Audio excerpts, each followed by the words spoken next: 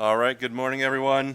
I'd like to call to order this meeting on the Commission of Mineral Resources here on May 14th at 10 a.m.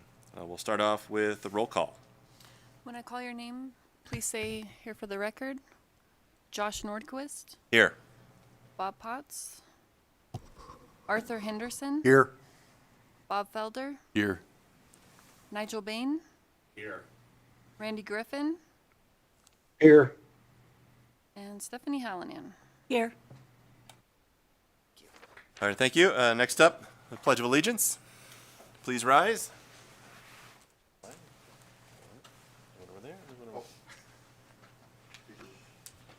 I pledge allegiance to the flag of the United States of America and to the republic for which it stands, one nation, under God, indivisible, with liberty and justice for all.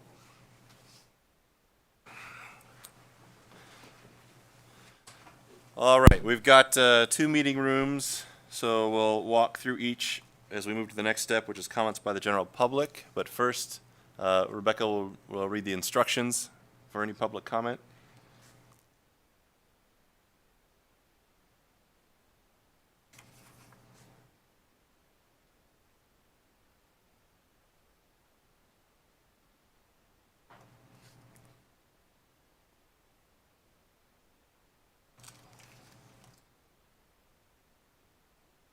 Oh.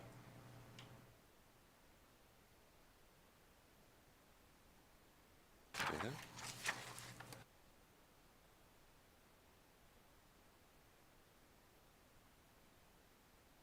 If you need to call in, the phone number is 888-475-4499. Meeting ID is 860-3734-0784. And you can also access the meeting via Zoom on the legislator website. And yep. That's good. Okay, first off, here in Carson City, any comments by the general public? Seeing none, next over to the Las Vegas conference room. Any comments by the general public?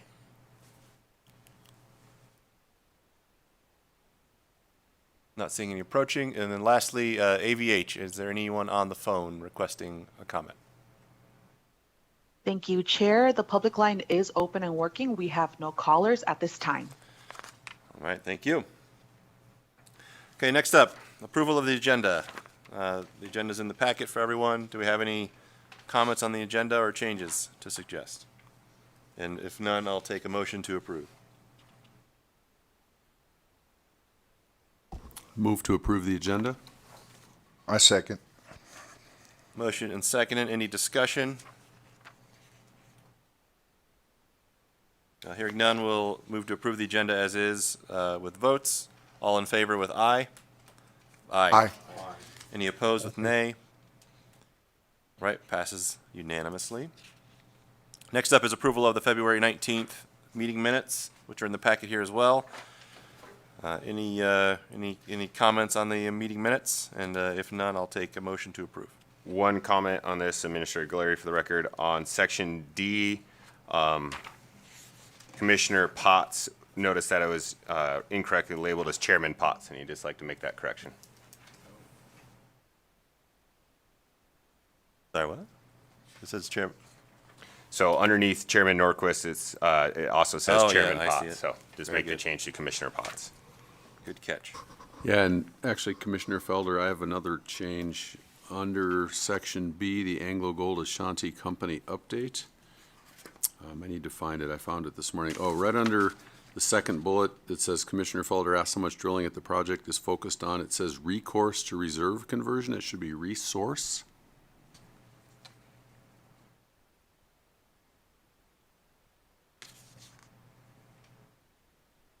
That was it.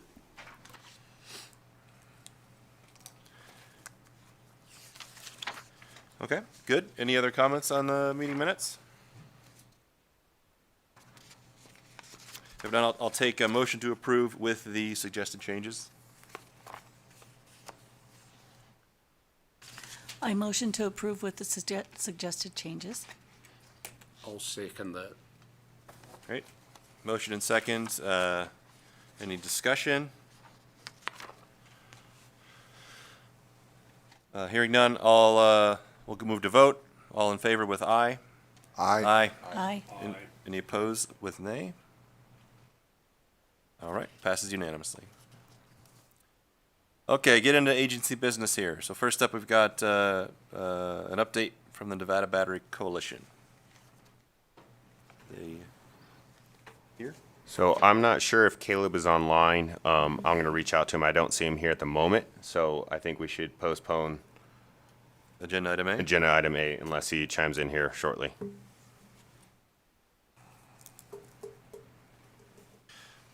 All right, then let's move on to agenda B.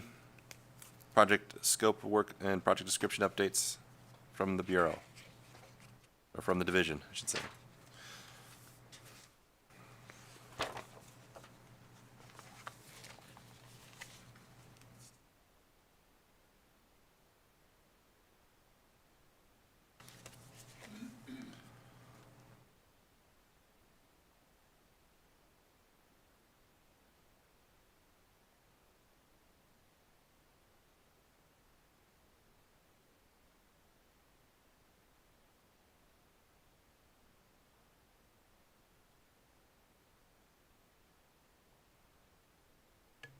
Okay, Garrett Wake for the record, Deputy Administrator, Nevada Division of Minerals. For item B here today, we're discussing the Nevada Bureau of Mines and Geology's two proposed projects to the Commission that were approved at the last Commission meeting. The Commission asked the Bureau to provide us with scopes of work and milestones and deliverables for these projects for the Commission's review at this meeting. So I'll just briefly go over these two documents that are in your folders right now for your review. The two projects again were the Nevada Metallogenic Map, which I have on the screen here right now. The deliverables and milestones, I think, were what were added since the last Commission meeting, so if the Commission would review those.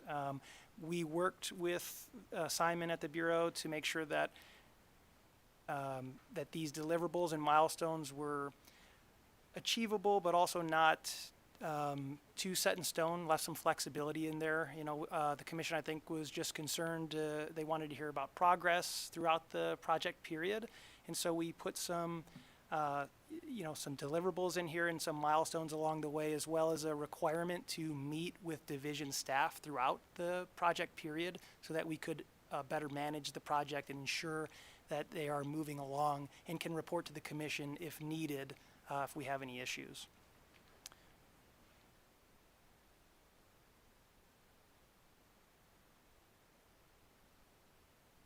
So I didn't have a presentation on this, just feel free if you have any questions. Commissioner Felder, excuse me, did we stipulate that during those kickoff and during the quarterly meetings, they're going to give us sort of a budget update for how the money's being spent in a real-time basis? 'Cause I know in the past that's been a little fuzzy. It was not stipulated in this, but we certainly can add that in, absolutely. So Administrator Galeri for the record. Again, Simon is actually out of the country right now. And so he's, I believe, in the Czech Republic. I'm not quite sure for what, but he's out of the country. Also on this, Simon and the Bureau have been very good at providing us accurate invoices as of the last year or two since he's taken over, to where it actually shows how much time was put into these on a invoice basis that we now receive compared to before when it was a lump sum at the end. So we are getting a lot more information than we have in the past. And since Simon has taken over, I don't believe we've actually had, after the catching up, I don't think we've actually had anything late turned in by the Bureau. Garrett Wake for the record, and thank you for adding that in. I did want to also add in that not just on these Bureau contracts, but on all of our contracts for at least the past year, maybe the past year and a half, time kind of has gone by quickly, we've asked our contractors to provide us with a documentation form with every invoice they provide. It's not, we're not trying to be too onerous here, but we want to know what we're being charged for, specifically for the contracts where we're being charged on a monthly basis instead of at the end of a project, because that's something we haven't traditionally done in the past. And so those will be used. The Bureau has been providing them. They have been descriptive, and they've been very helpful to understand not only where their hourly breakdown is going, because they provide that to us, but a description of what those hours went to.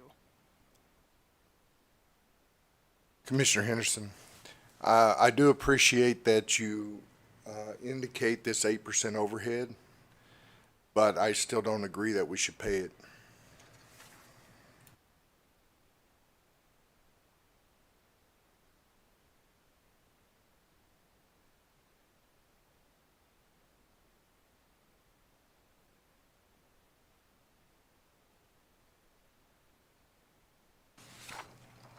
All right, Chairman Nordquist for the record. So then, let's just, remind ourselves on, what do we need to today?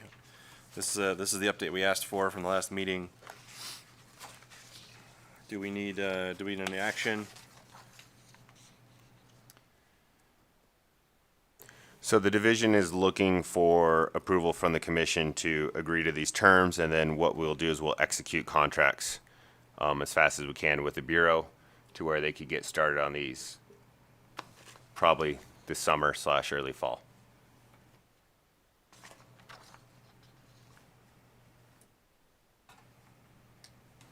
Okay, so, thanks, Rob. So then, in terms, we're looking at, we got 2 projects here, just for the commissioners,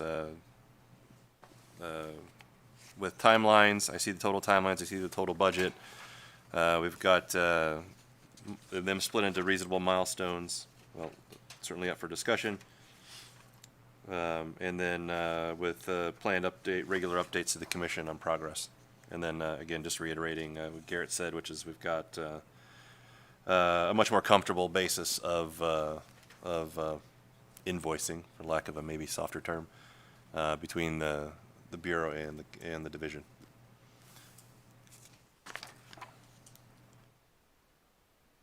Commissioner Henderson again. So I know nobody wants to hear this, but 8% for any size project, if it's $20,000, if it's $75,000, the overhead is the same. So I don't understand why for $75,000 we're paying a $6,000 overhead. Just for discussion.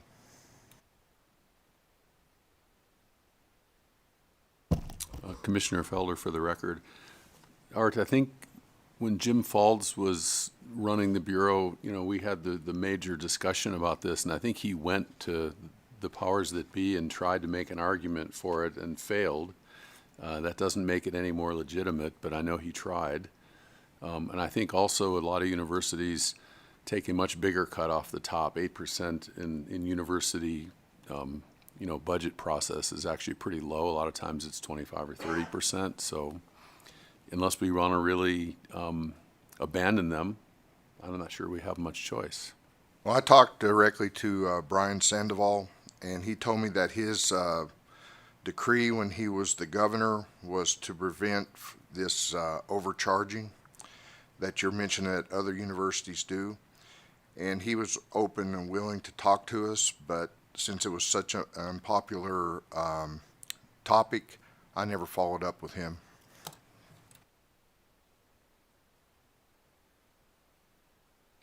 Commissioner Hallinan, for the record, is there a way we could request they revisit what that overhead rate covers? Just to get some clarification? This is Commissioner Henderson. I think that we're beating a dead horse, but I think it still should be commented on and not forgotten. So I'm not asking for any action. Very good. Chairman Norquist. So I think Art, the comment is recorded. And just to state the obvious is that's 8% of the funds that the Bureau doesn't get. It's goes strictly to the university. So, we're just, I think the subject is clear, which is it's money that could be spent doing the work that we want to get done, which won't be. So I think that is well heard and recorded. So any Any further comments on the scope of work that's provided or any changes we would suggest? Commissioner Bain, just a comment. It's not an unpopular idea. I think we just don't have a lot of optimism that it'll change. Yeah, and just, again, Rob Galeri for the record, on this, I did find out, so when we did some internal research too, it was actually a negotiation between the state under Sandoval's era with the university, because they were charging different rates to different agencies and under individual negotiation between each contract, so this was a standard rate. And just this last week, I was having a meeting with University of Arizona on some abandoned mine stuff, and they were bragging how they had negotiated back down to 10% in the state of Arizona for this indirect rate they have with state agencies. Just for reference, again, I'm not saying one thing or the other, but that's just some background I found out.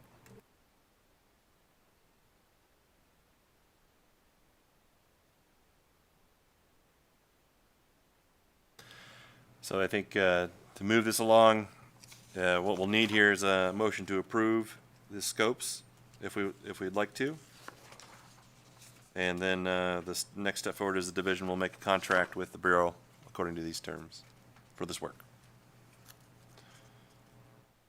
And maybe one last comment. So we did, and correct me, we did talk about the budget impact on these two projects in the last meeting. Garrett Wake for the record. I think the commission did want to hear our finances at this meeting. I think, if I recall correctly, did want to hear about that. You did approve the 120,000 at the last meeting, so I think it was more just informally hearing about our finances, which we'll be hearing next.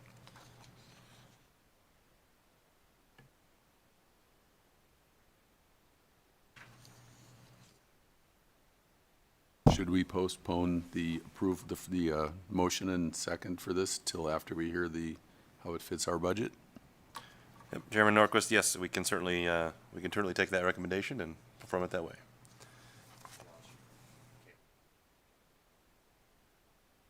Okay, we'll do that next then. Okay, so decision made. We'll come back to this business item after the financial update, and pause it for now. So next up, we'll come back to Agency Business A for an update from the Nevada Battery Coalition, and then we'll move on to item C, and then further, and then back to item B before we go to D. I've got that all figured out. Caleb, you're online. Great. Can you hear me? Yes, we can. Great. And I apologize. Just an administrative question. Do you have the presentation? Should I share the presentation? How would you like for that to work? Just 1 second. Let's see. Garrett, do you have the presentation to share? Okay, we'll pop it up here in a second, Caleb, and then we can get started. Wonderful. Thank you.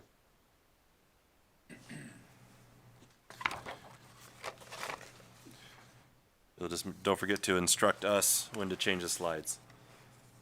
Okay, happy to do that, and I'll go ahead and get started here. And first, thank you all so much for the opportunity to speak with you again. I think it's been about a year, maybe a little over a year since I presented last time. Wanted to just kind of give you an update on where we are here in the state of Nevada from the Nevada Battery Coalition standpoint, and just answer any questions that you may have as well. So my name is Caleb Cage.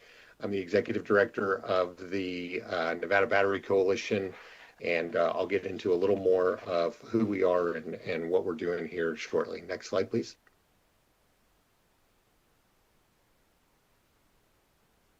So I won't read this, but this is basically an overview of who we are and why we came about. But as you all know, I don't have to explain to you, Nevada is a rich is a state that is rich with mineral resources and also a place where we have a lot of entrepreneurial growth and industrial growth. And one of the areas where we've seen that in the last decade, although of course the exploration and extraction portion has been around for many more decades than that, but over the last decade, we've seen that grow across a complete supply chain with companies coming in to not only explore for and mine the minerals, but also to develop those minerals into different manufacturing processes or through different manufacturing processes, and to use them for different outputs, different types of battery. Nevada has been, as you'll see, I think here in a minute, in a leadership position in this space for really the last 10 years, specifically across the whole spectrum, although there are areas, as I said before, like mining, where we have many more years, in fact, decades and over a century of experience in mining. And so the coalescence of companies around this industry or within this industry in Nevada has really positioned Nevada in a very strong way in order to lead the nation in something that I think we would all agree is a very important industry going forward. Next slide, please. So a brief history of us. So it's been over a year since I presented. So we were formed formally in March of 2023. So just over 3 years ago. You can see our board chairs, board chair, vice chair, secretary, and treasurer. You'll see on here that the vice chair and secretary, come from the mining sector, and 2 come from the battery sector, with Nicole Cook, our chair with Panasonic Energy of North America, and our treasurer at Dragonfly Energy in Reno. We really exist to build public awareness and promote the industry within the state, and also provide opportunities for workforce development and economic development. Next slide, please. So we are an organization of 17 members. We have each phase of the supply chain, upstream, midstream, and downstream, represented as our members. So again, upstream, we have several mining companies, we have several manufacturing companies, and then of course downstream with final products and recycling as well. We have different levels of companies, right, from international organizations like Panasonic and Lithium Americas and others, to Nevada homegrown companies, and then companies that have moved here because of the economic or logistical benefits to their company. So I'll get into a little bit more of what that looks like here in a moment. Next slide, please. This is a slide I always like to throw on there. It is a little dated. It's from 2023, and some of the companies are in different phases right now and doing different work. But because Bob Potts is one of your board members, and he very much is our commission members, and he very much is the thought leader behind this battery coalition, if I can give him that praise. And this slide was developed by the Governor's Office of Economic Development back in 2023, when Bob was deputy director there, to show the different stages of the lithium supply chain here. So lots going on this slide, but I think what I really like about this slide is that it breaks down the different phases, right? So, or the different stages rather. So you can see we have quite a few companies in stage 1, the exploration and extraction phase. We have more that are coming online here. We have companies that are in the refining and chemical manufacturing, and then all down the supply chain, where we've seen some very interesting growth recently in the last 3 years since this slide was made, was in the recycling stage, and really looking at the work that Redwood Materials is doing and continuing to innovate downstream as well. Next slide, please. So I don't think I have to share this with all of you, but this is the current administration at the federal level. The Trump administration has emphasized national security and energy independence. It used to be called energy independence. Now I guess it's called energy dominance. But the idea that we need to, if we are going to rely on critical minerals and the products associated with them, then for our day-to-day lives as well as for our global interests, then we need to make sure that we are controlling every stage of the development of those minerals. And so we've seen a lot of that messaging, and frankly, it's not just messaging, it's very important. We've, from previous administrations and before, lots of talk about decarbonization and the environmental benefits. And what as a coalition, a trade association, what we really focus on is economic diversification, economic opportunity here in the state of Nevada, right? These companies make up a relatively small percentage, but it's a significant percentage of Nevada's economy, and we believe that that's continuing to grow. Next slide, please. So where does that leave Nevada? I think a lot of this you already know, but we are in our state, we have the only operational lithium mine in the United States, two lithium mines that are under construction or through the permitting process. Those are Ioneer and Lithium Americas in Esmeralda County and Humboldt County, respectively. This is a claim we make. I believe it's true, but other states are fighting for this position as well. But the only state in the nation, Nevada being the only state in the nation with companies in all 7 stages of the supply chain for lithium. And this is lithium and critical minerals. We're focused on lithium because that's where a lot of the attention is right now. The largest federal loan for a single natural resources project, the UNR Tech Hub designation, from the Department of Commerce, which is for counties across the state and organizations across the state to participate with UNR on workforce development, research and development, and other areas. We've seen some really exciting things come out of that. We have significant national workforce in the renewable energy space. So that's something that is a part of our opportunity as well. And then probably the most important thing is, as we all know, the push for critical minerals and lithium in particular is only increasing going forward. And,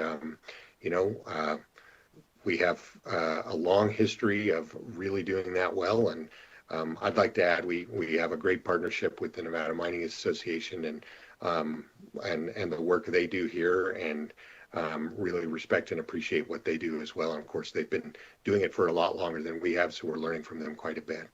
And finally, the final opportunity here is we have a governor who's made this a key part of his platform, from his first State of the State address to ongoing critical minerals summits that he's hosting, including one coming up in August of this year, to bring this industry together.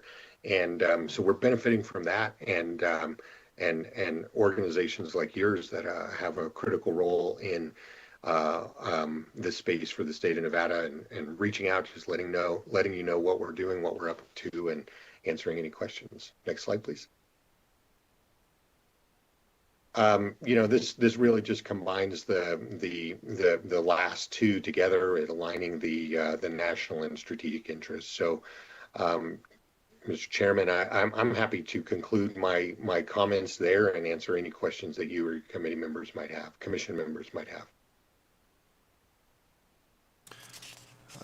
Chairman Norquist, thanks, Caleb. Any questions from the commission?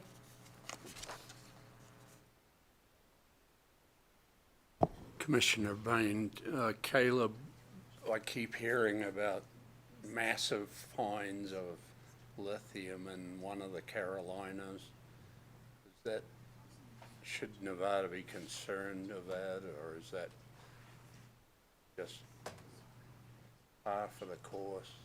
Give us your input, please. Yeah, thank you for the question, Caleb Cage, for the record. I'll say this. I'm a cheerleader for Nevada. I think Nevada is in a leadership position here for a reason, and that's for responsible mining and all of the important things that have happened. And I believe that's important. I think we do it really well. I think we've got great relationships with the federal government and the state government and so on. We also have the resource in the ground, and we're first movers on that, right? Not we, but the industry's the first mover on that here in the state of Nevada with the only operational lithium mine. My personal opinion is demand for critical minerals, particularly lithium in this case, is so strong that there will be we need all of the everybody helping out that possibly can and producing this. So the minerals being in the ground and identified in the ground in the Carolinas and Arkansas and other places, I think is an overall good thing. I think it helps the industry across the board. I think it helps us with our national security interests and the energy transformation and all of those parts that are, I think, really big drivers in what we're doing.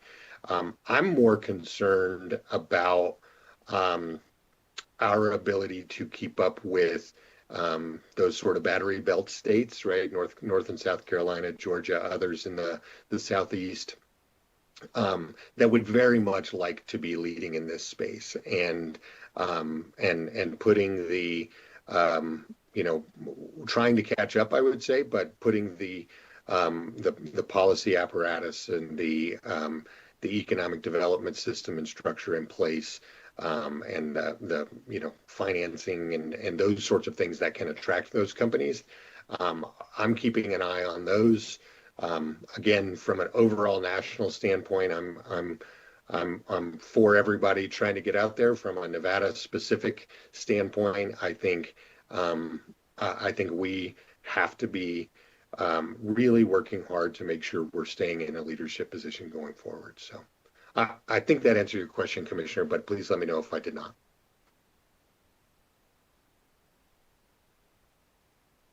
Administrator Galeri, for the record, I just have a question. I'm not sure if you could answer this or not, Caleb, but I see a lot of stuff on news of solid state batteries and changing of technologies for EV cars and others with that. Does Nevada have a role in those types of technologies? It's a really good question, Administrator. I think, sorry, Caleb Cage for the record.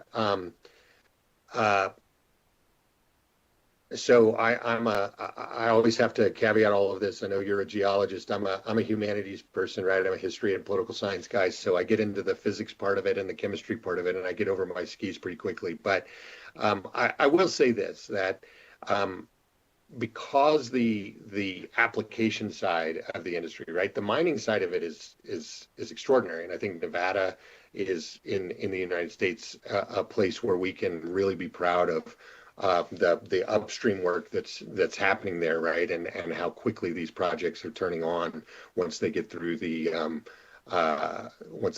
permitting process, or as they get through the permitting process. As you get midstream and downstream, that to me is what's, there's really interesting, really innovative work on that because it's such a new industry.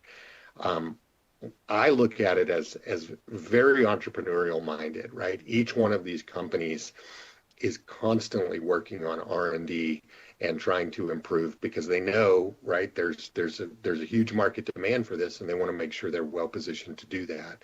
So as we're seeing changes to the chemistry, as we're seeing changes to the technology and the solid state structures and all of those things, yes, I think that's going to continue to be a huge part of the industry because it is in such an early stage in the innovation curve. And yes, I believe the companies that are here in Nevada, they're some of the biggest companies in this space in the world, Tesla and Panasonic and others, and then some of the leading companies that are on the rise, right? Like, you've got Alteon and Lithion down in Las Vegas. You've got Dragonfly up north, and these companies aren't. I don't think any one of these companies would say, we're satisfied with the current, with everything we're doing currently, and as technologies change, we don't want anything to do with that. So I think the companies are very much a part of that innovation process as well. Caleb, this is Commissioner Griffin. I've read a little bit about MP Minerals, and I think it was actually today or yesterday. They're trying to develop. I'm going to read just a little bit, which I found the article. It says MP is trying to develop supply gaps in heavy rare earths that are developing capabilities of processing dysprosium and terbidium, which are critical in high temperature magnet performance. Are those any part of the Nevada mineral structure that you know of?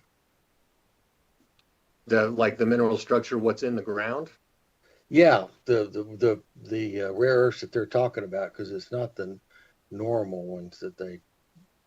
I'm going to have to phone a friend on that one, Commissioner, and Okay. ask the administrator as the geologist if you have any thoughts on that. I do not know. Okay, I just thought I'd ask because it seems to be hitting the MP pages quite a bit.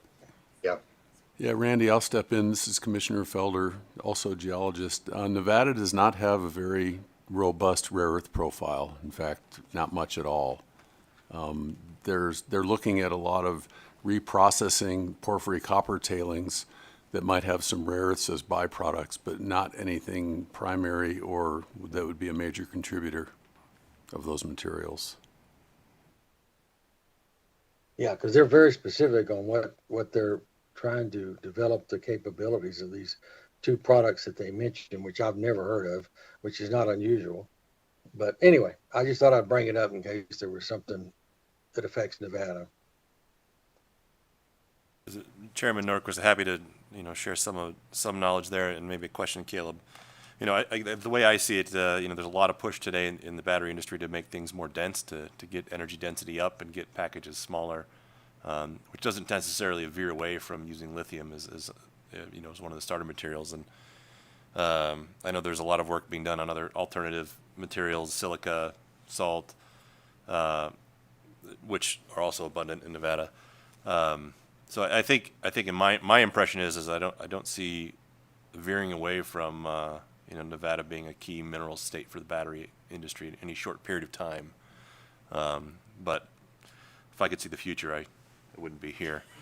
So so I think maybe my question is that do you see that same philosophy? I mean, do you see any major trends veering away from minerals in the state, which is maybe a combination of some of the other questions that popped up here? Thank you, Chairman. This is Caleb Cage for the record. I don't, and I think there are a number of driving factors to that, and one of those is, while this is a relatively new industry, and we're talking in geological terms, it's brand new, right? But relatively new in terms of production and putting these batteries to market and those sorts of things. Because it's been relatively new, a lot of the research has been focused on different lithium applications, right? Lithium sulfur, lithium carbonate, other types of lithium applications. And we chose, when we started, although all of our companies or all of our members were focused on the lithium space, we chose to call ourselves the Nevada Battery Coalition and not the Nevada Lithium Coalition, because we see that there are going to be different types of battery structures, different types of battery chemistries, and others that are going to be at play. But really, from a critical minerals standpoint, that all of these things play together, right? Whether it's magnets, whether it's battery applications or others, they're all a part of the new economy being driven by energy that's happening right now around the country. So So I say all that to say, I believe that demand for lithium critical minerals is going to continue to grow. And I believe that that is one of Nevada's true strengths and something that we ought to lean into and make sure, we're doing everything we can to continue to allow this industry to prosper. So I don't know if that specifically answers your question, but I think to specifically answer it, yes, in my crystal ball, I see Nevada playing a significant role in the critical mineral space going forward. As a follow-up, quick follow-up then, remind me then, are you guys, when we think about long-term planning and this coalition, and in case I missed it, but are you guys putting out any forward-looking reports on where the industries are heading and what trends are being presented? Oh, thank you, Chairman Norquist. This is Caleb Cage for the record, and I didn't mention that. So we are in the process right now of looking at in our first forward-looking report, looking at the economic impact of the industry in the state, right? So across the board, from exploration and extraction all the way to recycling. So we're in the very early stages of that right now. And then as we move forward, we will definitely be developing those as well, and would love to share those with you and answer any questions that come from those as they're developed. Commissioner Hallinan, for the record, thank you for the presentation, Caleb. I had a quick question regarding the collaboration efforts. Nigel or Commissioner Bain mentioned how back east there's some resources and interest as well. I'm curious, so with this coalition together and the governor's support, is there a potential for collaboration to the eastern states, to having discussions where Nevada can be the lead, as you suggested, and then help to develop that for, across the U.S. for that strength that we need in our future economics? Is there any thought to that with this coalition reaching out, or the governor's office reaching out to those eastern states to collaborate?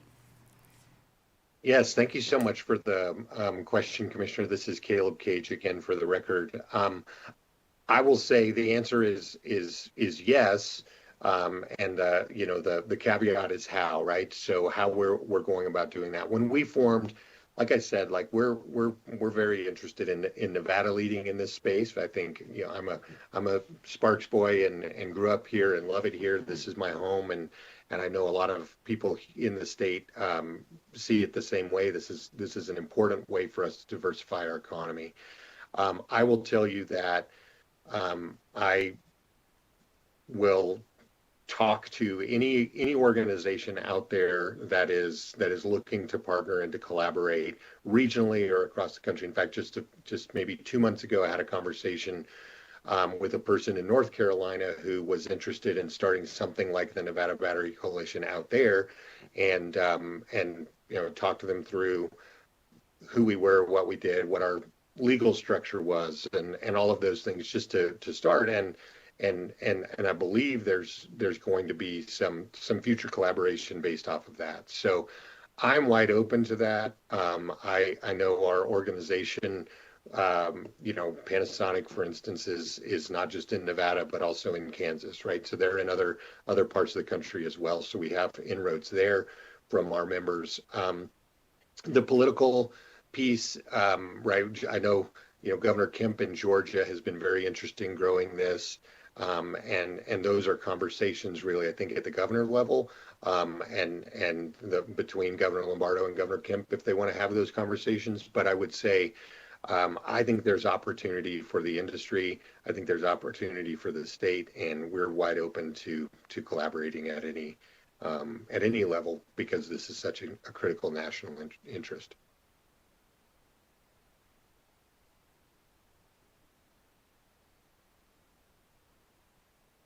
All right, any further questions or comments from the commission? All right, Caleb, thank you very much. Appreciate the presentation. We look forward to hearing from you again. Thank you all very much. Thanks for the important work you do. Take care. All right, moving on, we'll move to item C, agency budget update.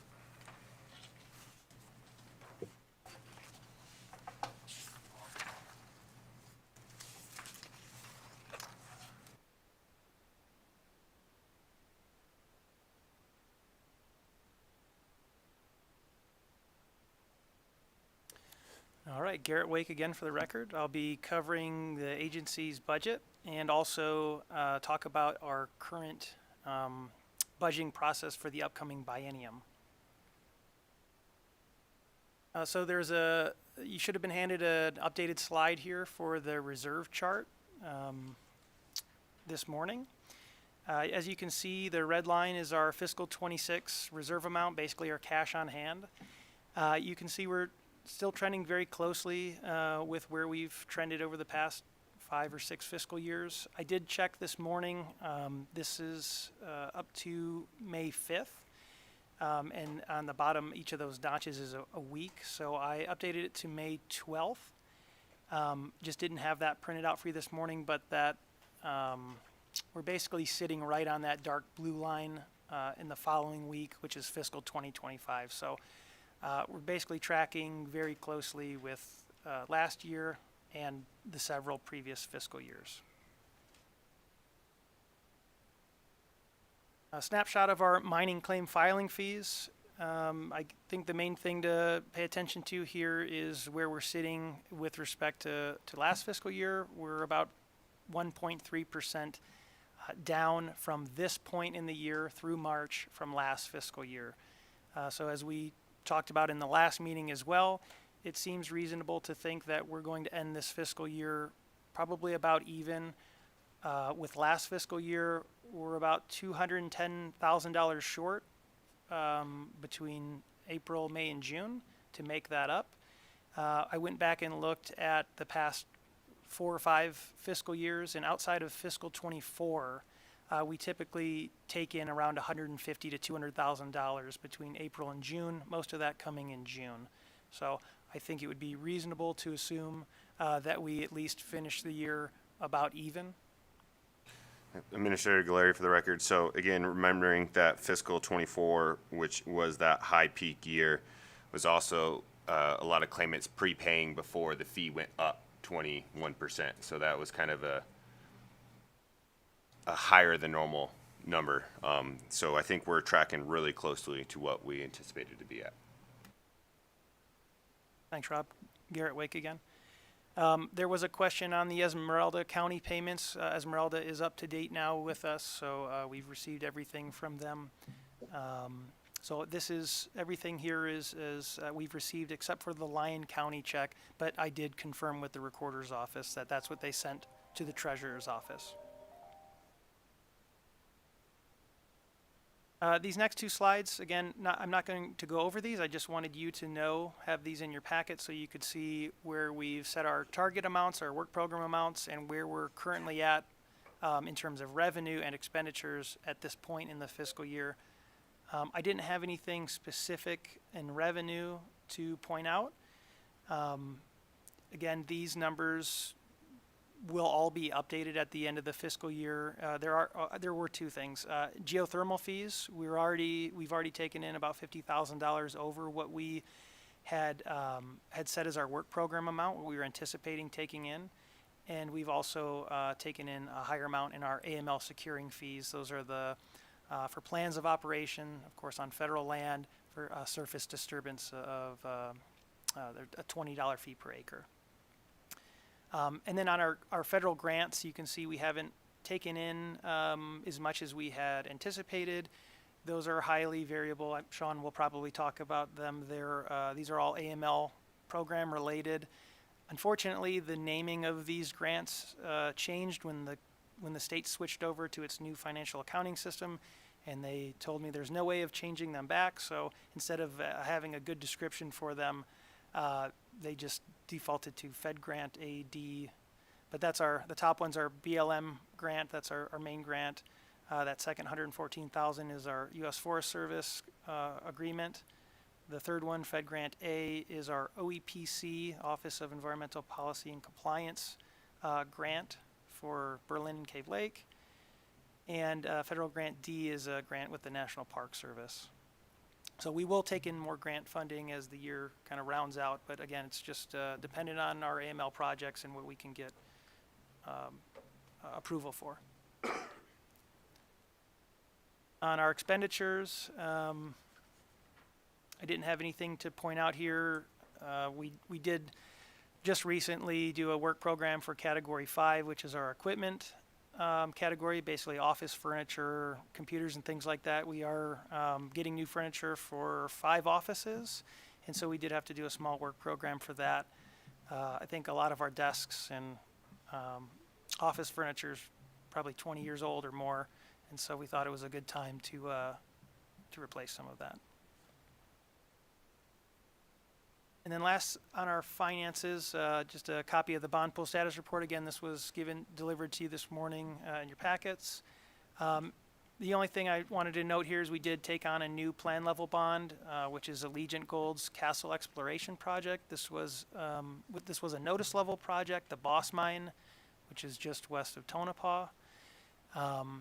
They have moved into a plan and bonded with the bond pool. So we still see a lot of activity in the bond pool, new bonds coming in, bonds being released.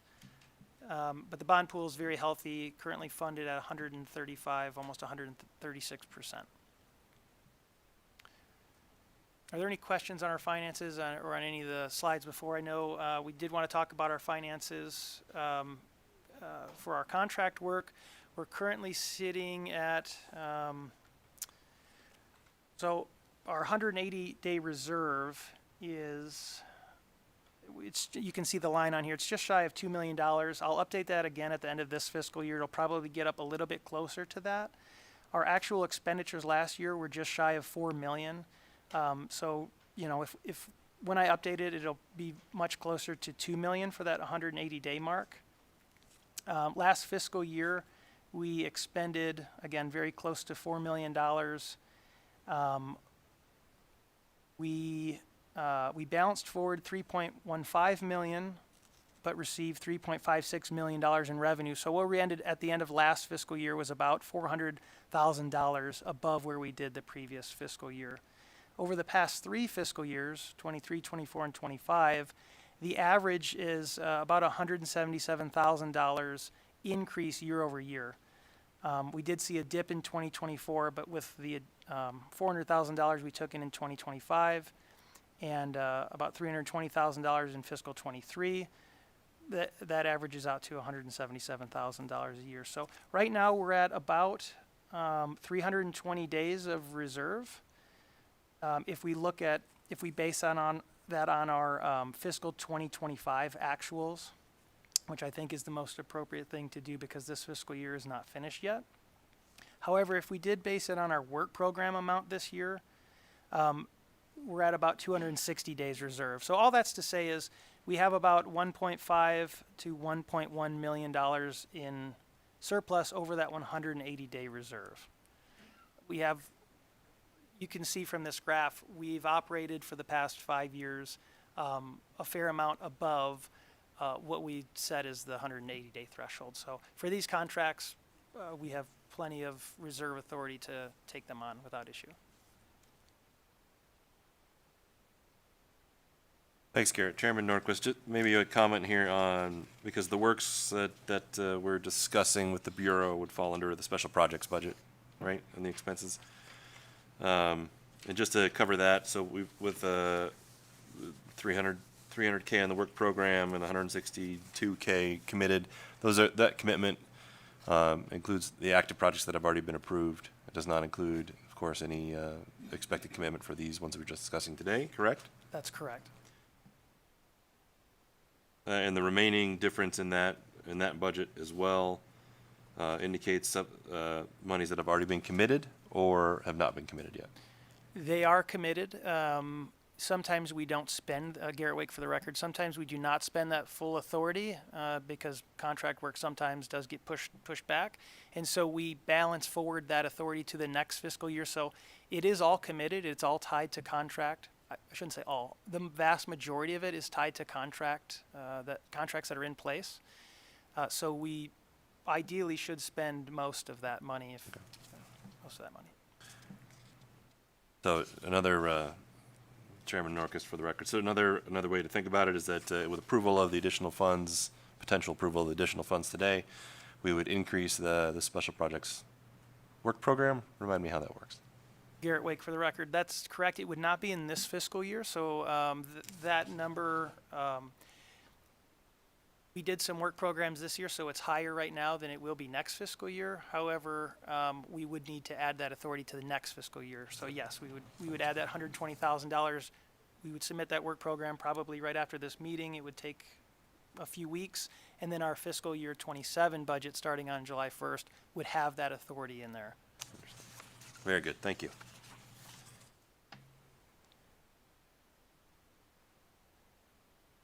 All right, any other comments, questions for Garrett? All right, thank you, Garrett. Okay. And then Yeah, all right, we'll circle back now to item B. I apologize. sorry. I do have just a few more slides Oh, on the budget oh, process. yes, you may continue. My apologies. Thank you. Okay, so I just have a few slides here highlighting the budgeting process. I don't go into a whole lot of detail, just wanted to give all of you an idea of the process and some of the major things that we are anticipating building into our budget. So the biennial budget is obviously, it's a biennial cycle, so we're currently in fiscal 26 and 27. That's the current fiscal biennium. The next biennium, of course, is then 28 and 29. So we start that process now. We started in February and even could have started a little bit before that, but the kickoff was in February. How the process works is, and there's been some changes over the past two legislative sessions, but we've reverted back to using the first year of the biennium as our base budget. And so what that means is this fiscal year we're in right now that ends June 30th. Once that fiscal year ends and we close it out, those numbers will be the basis, the starting point of our next biennium budget, fiscals 28 and 29. So from there, we need to do some tweaking, maintenance units to remove one-time expenses, certain revisions to operating expenditures, things like contracts that are expiring in that biennium. We can revise our revenue. These are mainly minor changes or changes, again, that have to do with one-time appropriations or expenditures. And so we remove all of those things, or in some cases make adjustments to revenue and expenditures. From there, we add to the budget in what are called enhancements, and these are things that we have to justify the need for purchasing or needs for the changes. These are things like new vehicles, computer hardware, adding FTEs, things like that. They need to have substantiation, and they need to align with the governor's policy priorities. Okay, so basically throughout this process between now and September 1st, we internally as an agency and with the Administrative Services Division, who acts as our fiscal staff, work on building this budget. There's a lot more minutia than just this slide, but we'll work with them closely on building that budget. Once it's submitted on September 1st, the Governor's Finance Office and the Legislative Fiscal Staff will review our budget concurrently and ask us if there's any questions. The goal is to have it ready for the Governor's Finance Office on September 1st. There will always be questions, I'm sure, but as long as we maintain an open line of communication with them through this process, it should be pretty close to ready to go. Once the Governor's Office reviews our budget, they'll then send it to the legislature, and the legislature will then approve the budget in the next legislative session next year. The timeline for this, I like this graphic over here. I look at it all the time, and I think I've spent like a lot of time looking at it, trying to understand it. So I put it in here because I think it does represent the cycle, but I still don't fully understand most of it. But it looks good. So these are the timelines that we're working on right now. We have additional deadlines to send things to our fiscal staff with ASD, but these are the main governor's office and legislative timelines. So again, the big one there is September 1st, but we do have budgetary BDRs due on August 14th. I'm not sure if Rob will talk about those. I don't have those in here. But that's another big one. We did submit policy BDRs back in March. And then our budget gets approved again next legislative session, which ends June 1st of 2027, which will kick off July of 2027, or I'm sorry, July of 2028 with this next budget. The major budget priorities that we set forth in this process, the first one is decoupling from the Administrative Services Division. I think this is mostly a fiscal reason. When we first agreed to use ASD as our fiscal staff, correct me if I'm wrong, Rob, but it was around $30,000 was what we were told would be our annual cost. It's since increased nearly sevenfold to around $200,000. Over $200,000. So it's just, we've internally discussed, you know, we could add an extra staff member on to handle all these internally. We don't have a lot of transactions on a day-to-day basis. Yeah, the budget build's very time intensive, but throughout the rest of the biennium, there's not a lot that we're a small agency, right? So that's excessive in our eyes. If we do so, then we would need to add a full-time position, or we think it would be appropriate to do so. I don't think we've decided necessarily on what position would best fit those duties, but we would need a fiscal person to do that. And so that would be coupled with that. I haven't looked closely at those, like what a management analyst 3 would be, but it would be much less than the $200,000 a year. I'm guessing somewhere around $120,000 a year with fringe. Yeah, we're paying $230, so it would be a significant cost savings for us to hire internally and do that. The third one here is replace at least one fleet service vehicle this next biennium. We currently have, I wrote 5 in here, but we have 6 agency-owned vehicles and 2 fleet services vehicles. At the time when we added these vehicles, we had always maintained our own fleet prior to doing this, but we were told that we needed to transition to moving to fleet services vehicles at one point, and so we did.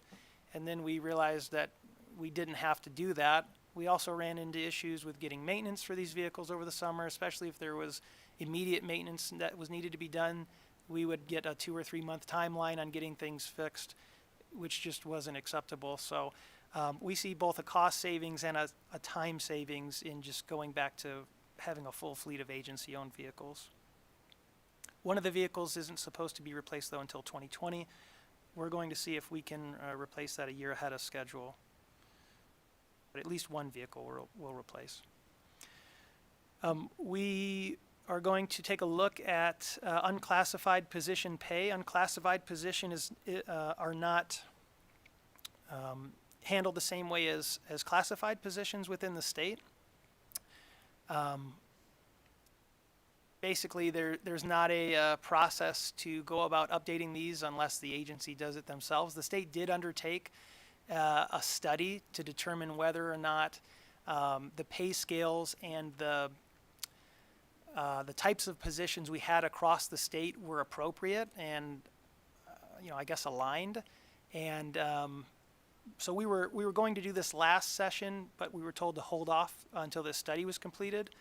The study's been completed, and again, maybe Rob can add to this, but I don't think there were any recommendations or anything has come out of it. And so we're going to do some internal analysis, looking at our positions and comparing them to federal, other state, and maybe even local governments to see if we can find matching positions and see where they stack up. The last time that the pay scales were changed for unclassified positions in our agency were either in 1999 or before. And then number 5's just a quick one. We have to routinely replace computer hardware. It's on a schedule. Probably didn't even have to include that in here, but it is an enhancement that we have to do every biennium. And then the last one, our fluid minerals and bond pools database. We've combined those two databases. Basically, the commission approved both of those projects, funding a bond pool database initially, and then a fluid minerals database. They're both going really well. The bond pool database is very far. It's done basically. We're just adding on to it as time and funding allows, and it is just made the program so much easier to manage. I think it's added a lot of quality control to the program. It's made the reporting very easy to do, invoicing and things like that. So we're going to continue to fund those programs, at least with maintenance as time goes on. And that's it. Any questions? Chairman Narco, maybe it's for you, Garrett, or for Rob, but with the ASD, is this an ongoing trend we're seeing across other divisions in the state? I mean, seems like maybe a supply and demand issue. They're pricing themselves out. Yeah, so for ASD, there's quite a few things that have happened, right? The idea and concept made a lot of sense when it was proposed to us for $30,000. That was 2 bienniums. The next biennium, I think it went to 80-ish, somewhere in there. And then this last biennium, it was after everything was done, we got our budget back, and it jumped to $230,000 without explanation. It was supposed to remove staff time and energy and resources, right? This position was always handled by our program officer, who had dual duties of the daily finance aspect, right? And the administrative assistant would help as needed, and then the deputy administrator would help them with the budget process. However, we are still spending the same amount of time tracking, following up, and finding errors and corrections than what it was before for us to just do the job ourselves. So we believe it'll be over $100,000 in saving by hiring a position directly within this agency that will take care of that issue, to also then relieve some of the duties for budget process with the deputy administrator and the program officer, who's already overwhelmed with the increased fluids program activity. So we believe this is just a better long-term process, and that we're trying to look into that process of what that position is, because we also see a benefit of somebody having the technical expertise and some grants as well to help out with that tracking and monitoring too. So that's where we're going. And Commissioner Potts is not here. He gave me a comment that he highly recommends moving that action as well for his previous experience in the state, and I have found out we're not the only agency looking at this as well.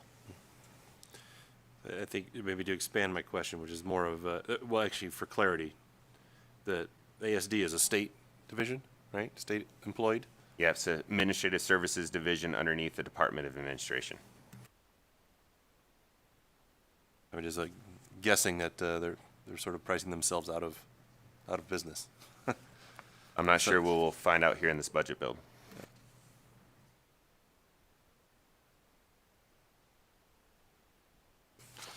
Okay, any other questions for Garrett? This time again? Are you finished with your slides, Garrett? Thank you. Thank you. All right. Now we'll come back to item B, which is the bureau projects, for potential motion for approval of the projects, or any further comments or discussion. Yes, I had a little more time to think, Commissioner Henderson. The $40,000 that will go to the employees of the Bureau, how are they paid? Are they paid by the university, or are they paid by donations, or how are those people paid? So, Rob Galeri, for the record, there's a combination of it. Some of them are soft funded, where their salaries directly come from things like this, and some of them are state funded, to where it would do an offset. These costs are for everybody that would not include Simon. So Simon would be doing work on these projects, but his costs would not be associated with it. There would be other employees within the Bureau of Mines and Geology that are soft funded, that these would help cover the cost of them to work on these projects. Commissioner Felder, for the record. acknowledging, I think everybody in the room kind of agrees with Art. We'd love not to pay the 8%, but I think I don't think we're going to get around it. If we as an agency could put some pressure on the university, that would be worthwhile, but I don't think we'll really get anywhere. Also recognizing the Nevada Bureau of Mines and Geology is our state geologic survey. They've been underfunded and struggling for a long, long time, even to the point where Jim Falls once mentioned that he might have to even close the gold building. I think considering where we are globally and how important minerals are and how important Nevada is, I would move that we do support these two projects because I think the Bureau is very, very important. With the heartburn of paying the 8%, but I think it causes us less heartburn as a commission than it will cause them if we cut it off. So I move that we do approve the $120,000 for the two Bureau projects.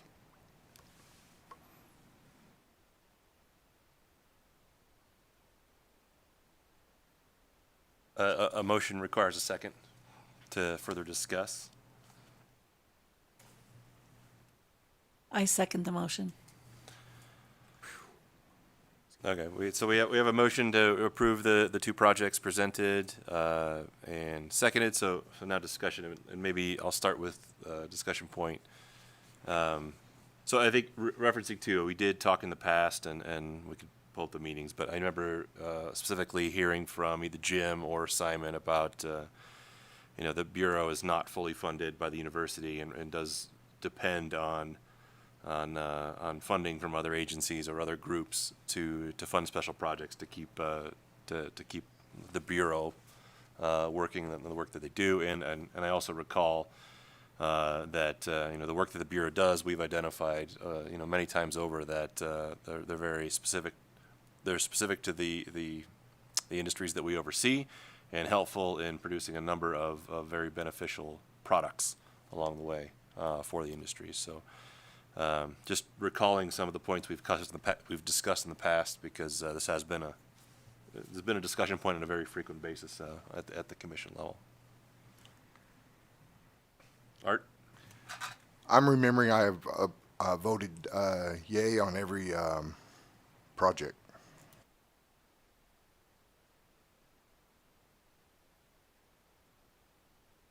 One more comment, Commissioner Felder. So as the division and the Minerals Commission, can we put any more pressure on the university?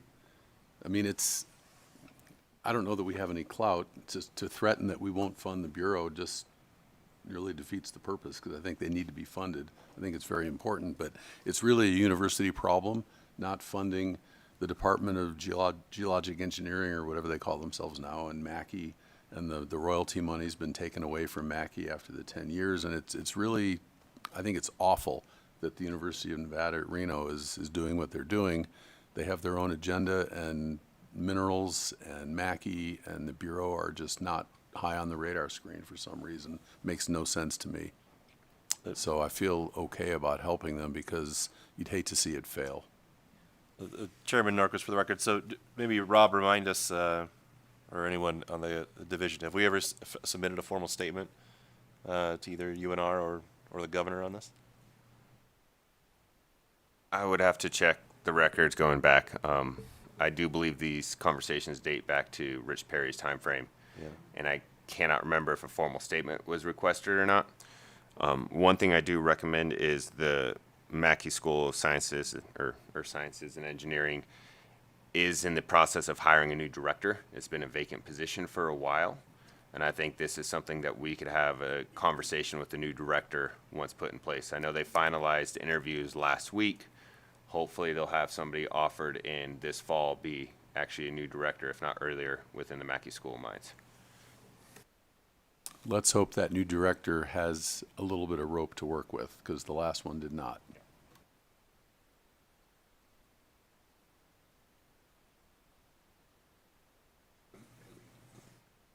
Commissioner Bain,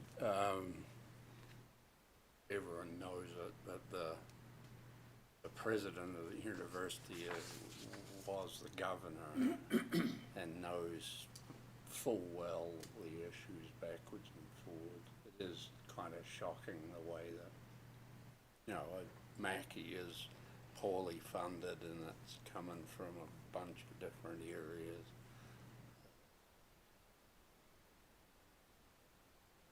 It all needs to be rationalized, but I don't think we're gonna get anywhere. Thanks, Nigel. Chairman Norquist. So again, that's where I wanted to sort of lay out for the record again what our options may be to communicate that, to communicate our opinion here. We've discussed it many times, so it's very relevant that we find a way to raise it. We can the two we've discussed, issue a statement or work with the new director as options too. Any other options that we can think of? Commissioner Hallinan, for the record, I think it is a good idea to meet the new director and learn what their outlook is. And once we know that, then let them know about our concerns and or what we see as the future for for NBMG and all of the associated work for minerals, economics, etc. Because then he or she would learn exactly about our group and what we stand for and what we support. Absolutely.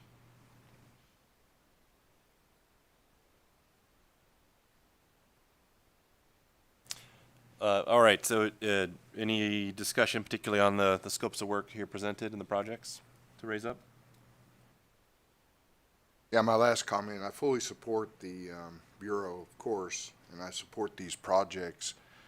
It's just would be much more beneficial if the Nevada Bureau of Mines is struggling, that the money would go directly to them instead of to some overhead where someone has to say, yes, we transferred $75,000 and here's a check to the Nevada Bureau of Mine to do the work and charge us $6,000 to do that.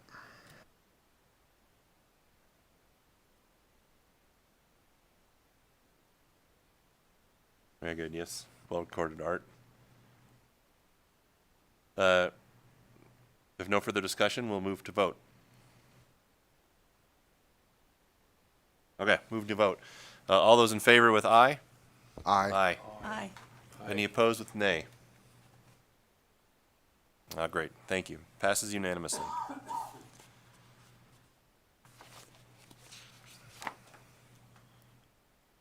All right, next up is AML update from Sean.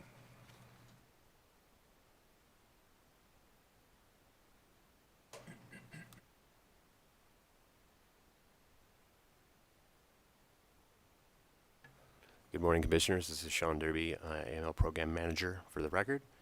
I thought it'd be worthwhile to introduce you to the interns for the summer and talk about the plan.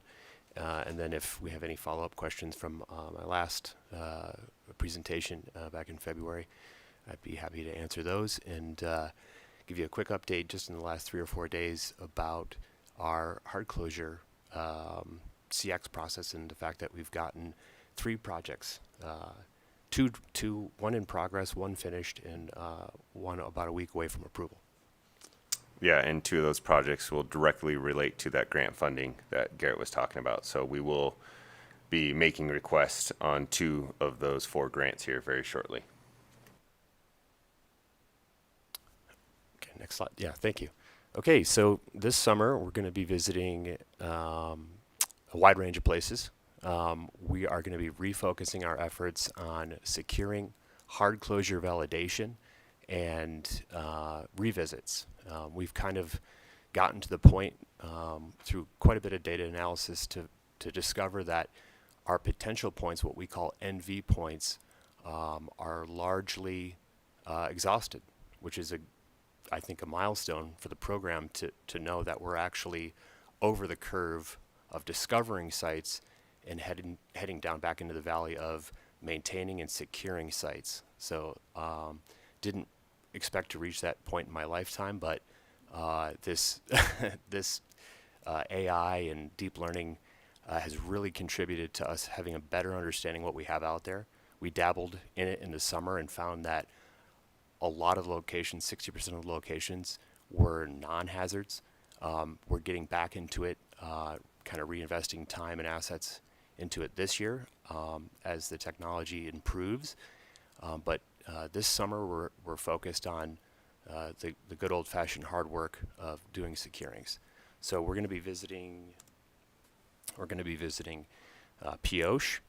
That one I'm especially fond of because we did a hard closure project there last year and discovered that there were two very large sites around Castleton, 600 feet in diameter, open pits that just did not meet any kind of standard for what we typically do for hard closures. And we got quotes back for $60,000 and $70,000 to build a chain link fence around this. And so we decided not to do that and to use it as a very intense training and let's call it a initiation for our 8 lucky interns this summer. So we're going to be starting with that, building very large, very compact fences around these areas. So we know for a fact that our interns will know how to build a fence. And that's our first true field week. We're also going to be visiting Churchill County and working in collaboration with the Navy. They would like us, they have an area of this current withdrawal, the FRTC withdrawal north of Highway 50 that it's going to be open to the public. It's going to remain open to the public. So they're interested in having 300 plus sites in that area hard closed. That's an immense amount of work. So we're taking the interns out there to, I guess, make sure they know how to log a site and give it correct coordinates. We want to have all of those sites right on the money, so when we send surveyors there, they're not wasting their time trying to find a site that was logged in 1993. So we're going to be spending time there doing a lot of revisit, verification, getting details so that we can get our contractors specific geometry on hazard sites so they can work up accurate bids for us. So we're going to be spending time doing that. We're also going back to GABS. That's a hot spot, always has been for us to log new sites, some that have been identified with our new targeting, and that's always a good area to go to, visit beautiful GABS. We're going to be going back to Dyer as well. Areas around Dyer, Esmeralda County, in fact, is on the cusp of a milestone of its own, 4,000 identified hazards in that county. And that's the most out of any county in the state. And so we're going to be focusing efforts there, trying to turn, our targeting map is basically a heat map, and Esmeralda's always been hot red. So we're going to be spending 3 separate weeks in parts of Esmeralda County trying to get that down in our ranking system. We're also going to be spending some time in the Toyabis. That's adjacent to some hard closure projects that we've been workshopping with the Forest Service. So we're going to, similar goal to the FRTC, tighten up what we know about locations, some larger closure activity there that we want to make sure we have a good understanding of, do some drone flights, get good mapping, again, to really improve bids. We spend all this time and money sending surveyors there. We don't want them looking around for sites. We want them to be able to go to the site, have as many details as they can, and then be done with it. So that'll increase the speed at which we can get approvals for hard closures as well. And then we're going to be going back out to Elko. There's some priority securings there. We've been working with Elko County. We've had a lot more interest and activity from the counties in response to our annual county letters, which has been great. We've never really had feedback from the counties. Every year we inform them of what they have that's unsecured. They, I assume, get these letters, and I don't know if they keep them or not, but this year we've had 4 counties interested in either getting verification on patents that they now own that they'd like to turn around and auction. So we'll go out and do the revisits, make sure that all the sites that they have on the property are secured, or advise them on how to do that, and that they can then turn around and auction them off. And I think the other thing that they're interested in now, and I don't know if there's budget issues at the county level, but a lot more counties are interested in enforcing the NRS that covers people with unsecured sites. So I'm giving a presentation to White Pine County next week on that topic. So that's interesting, and then I don't know if in the history of the program we've ever really had counties trying to have buy-in, so that's encouraging. Next slide. Okay, so I'm just going to go over some changes. I mentioned that we're refocusing kind of our goals here, getting back to that hard work of, revisits and securings, and then bringing in this HRC, this hard closure project validation, making sure sites are where we expect them to be when we have contractors. We've found in training, what I'm going to mention next is the new logistics and scenario-based training. It takes about 3 or 4 weeks for an intern to really understand what they're doing. And I think this is because training week is very intense. It's a lot of information. It doesn't always sink in. We try and reinforce it during the field weeks, but I think it's just a lot of time sitting in that conference room trying to absorb information. So we're changing some of our training modules to be a lot more engaging. We're going to be getting out around Carson City. We're going to be tying in multiple aspects of the training later in the week with, we're going to be outdoors doing communication workshops. They're going to have a map template. They're going to have to navigate around in kind of a relay team using newly learned communication skills, new safety skills, everything we've kind of taught them in that week to kind of tie it all together in this environment. And then we're going to test that in our field week, our first field week. So we're trying to figure out how to get interns more field competent and ready faster. And I really should credit Carol Shelton with this. Her safety training in week 1 last week, every intern I talked to said that was the best. It's engaging.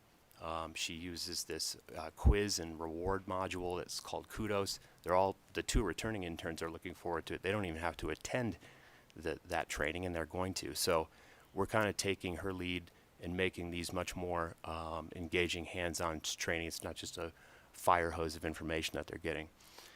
We're going to increase drone support. So we have an aging drone fleet, and we are going to be real intentional about using the drones to aid the recon that the interns are doing.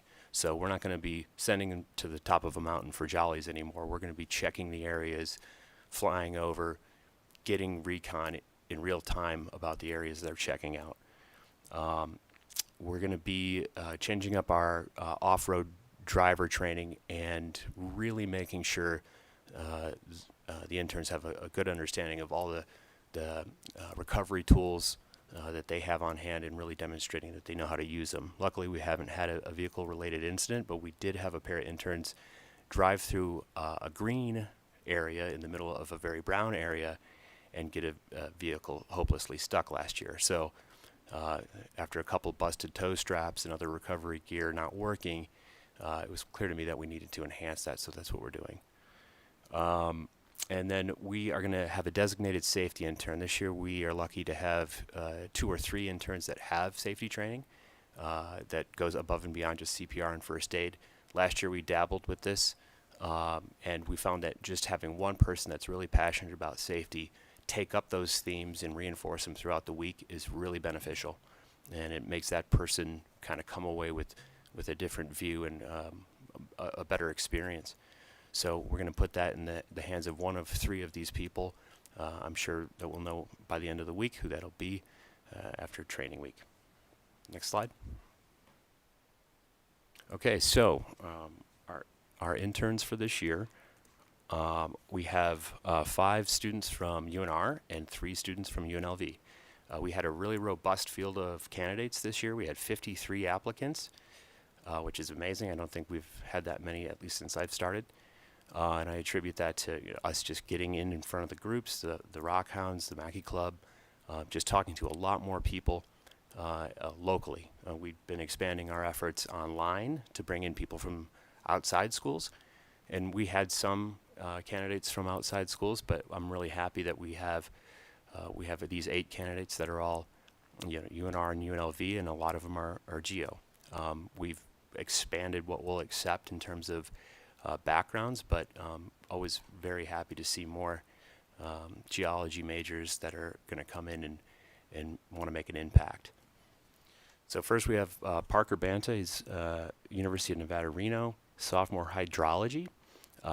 Relevant background, he's a 5th generation Nevadan, extensive backcountry backpacking and construction experience. And his dad is a contractor in, I believe, in the geothermal world. I don't know if Commissioner Norquist, you've heard of his dad, Matt Banta. But yeah, Parker's a really ambitious young man, and I think he's going to be a good addition to the team. We have Jackson Boniface, University of Nevada, sophomore, mine engineering. His relevant background is he does AML exploration. He doesn't go in, but he finds these sites in almost a geocaching type manner in the summer. During his interview, he mentioned this and actually gave me a couple of points that we should go visit. So after doing some background on him and chatting with some of his colleagues, it seemed like he was a really, really good fit. So he's another young man that has a lot of vehicle maintenance experience. Really, really nice to have that. And he worked as a ski patroller up in Washington for 2 years, and has very competent communication skills. So that's always important to have somebody who can handle a radio and be a professional about it, as well as some field safety experience for him. We also have Rowan Feldman. He's University of Nevada, Reno, sophomore, material engineer. So he was a wildlife surveyor for Great Basin Institute. Did field collection, field data collection. Very important to have that, to know that when you reach a site, you're collecting all that relevant information, and that's the only time that we want you to go there. You collect that key information, and then you bring it back to us. And also has a logistical management background, which is also a big part of what we do. Evan Frossard, he is a returning intern. His University of Nevada geology. So he's last year was a first hire, and then we kept him on as a seasonal intern in the office. It's been really great to have around. It helps us some of that heavy lifting that we have there at the office. And anytime we have someone that's called in a securing that needs to happen locally, he's been on it and able to get out there. Next slide. Then we have Garrett Lyon. Garrett is also a returning intern. Really excellent with a paper map. He doesn't even need the GTAC, so this is a skill we want to kind of encourage with the others. I will say, though, that our last question in the interviews with interns is always a map test. We give them a topo, we say, where's this? We give them a basic description of something to find, and all of these interns were able to find what we were asking them to find, so that's never happened either. So we're excited about Garrett and Evan being back, because whenever you have a returning intern, it's just, it helps everyone's confidence and readiness, and passing that leadership role to that next person is so much easier. We make every intern take the lead in the field, and when we have 2 other people there that have seen it and been through it, it's just much, much better. So we're excited to have 2 returning interns. Then we have Amber Ogden, University of Nevada, Las Vegas. She's a freshman in geology. She extensive backpacker in Clark County, also knows how to read a map very well, and has other relevant field safety training. Then we have Alexis Shaw. Alexis actually drove up from Las Vegas for the interview at UNR, and that I thought was impressive, and then told me a story about how she quartered out an elk in northern Elko County, and helped carry it 20 miles. And she has ranch hand background, backpacking background, and environmental management is her intended major. So I heard that story about how she helped carry that out 20 miles, and I was like, okay, that sounds pretty good. And then we have Alyssa Winslow, University of Nevada, Las Vegas, sophomore geology, relevant background, leadership training. She was a surveyor in Lake Mead National Park. So again, very relevant, same kind of thing we do. Goes out to a site, catalogs it, collects key details. That's what we need, people that can show up at a site and be able to collect all the relevant details and do it concisely and not make errors. She's also a passionate rock hound, so also a good fit. So when we do these interviews, when we have this many people, we're looking at their credentials, we're looking at their backgrounds, but we're also looking at what goes into a really good team. You know, everybody has to fulfill a role. There's a support role, there's a leadership role, there's the guys that are just going to hike 15 miles and not even think about it. But there's also people that are going to take a step back and say, is this safe? Is this what we're doing? Does this make sense? You know, logistical issues have always been a problem for interns. They don't always clearly think about how the workflow for a day should go. And what I saw in this group of kids was that they could manage that. So I'm excited about this group. Okay. I think, yep. So I guess that's the last slide. I did want to let you know, I think we mentioned it out at the lead, but we finally have some movement on getting CXs, this approval to do these hard closure works. It's finally happening. It's great. We're getting feedback from some of the districts. We've identified some of the people that are not quite at the leadership level that are instrumental in it and been able to have them as points of contact. And so we're getting good feedback about hard closure projects in Lincoln County. As I said at the start, we have currently we're doing our OEPC funded closure project on state lands, which was one that we were kind of thinking, this is a workaround. We're not getting support from the feds. We're going to do a project on state lands. So that's currently happening out at Berlin. I think we have 24 sites that we are trying to get done, and we're about 10 in. And so we expect that to be done around about Memorial Day. Let's see. Finally, we got some work done in the national park, 2 sites that the park wanted to get done, and we were able to get that done in April. And we're about a week away from having approval to go out to Delamar. That's 49 sites, and so we expect to see CE approval for that by the end of next week, so we can start working again, which is great news. Sean, question, Commissioner Felder, have you had any contact with the owners of Delamar? This is Sean Derby for the record. We're not operating on private land at Delamar. We're just doing the BLM areas, but if you know anyone that's interested in having a closure done on private ground, we'd be happy to. Oh, okay. Okay. Sean, Commissioner Henderson, it was a long time ago that you got your drones, and I'm not sure, have you guys updated those drones? Are you still flying the same drones? I don't know if you need our input on any new technologies that you guys may need or anything like that. So can you update us on if you're operating with old, too many things that are old? Is there anything that we could do to help you improve your technology? Sean Derby for the record. Thanks for that question. Yeah, we're the Royal Air Force in World War II. You know, these things are about to fall out of the sky. But the issue is we want to find the right drone for what we're doing. With this deep learning ability that we have to target, we know that we need more high resolution data. We know that we need under a meter resolution imagery to get to just nail these sites.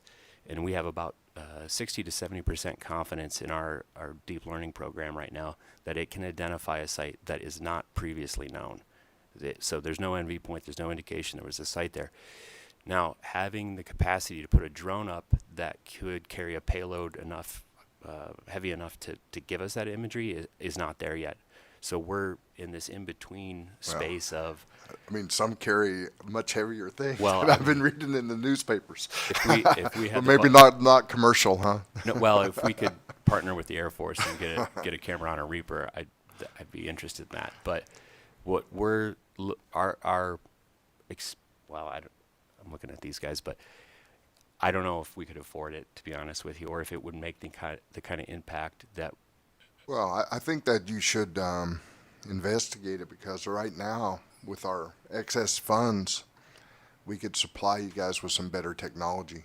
If it's going to, increase the safety of the general public and improve our closures and allow you to do more and work more efficient, I don't see why we couldn't spend the money to give you better technology. And we're currently putting together proposals for Rob and Garrett on that idea, but we just need to know that we're still fulfilling the purpose of. And of course, I'm speaking for myself, not the whole commission, but I think new technology, because it's been a long time, and it's proven that it has saved you a lot of time and made you more productive. Chairman Norquist. Sean, this is Commissioner. Go ahead, Randy. Go ahead. Oh, I was going to say, Sean, this is Commissioner Griffin.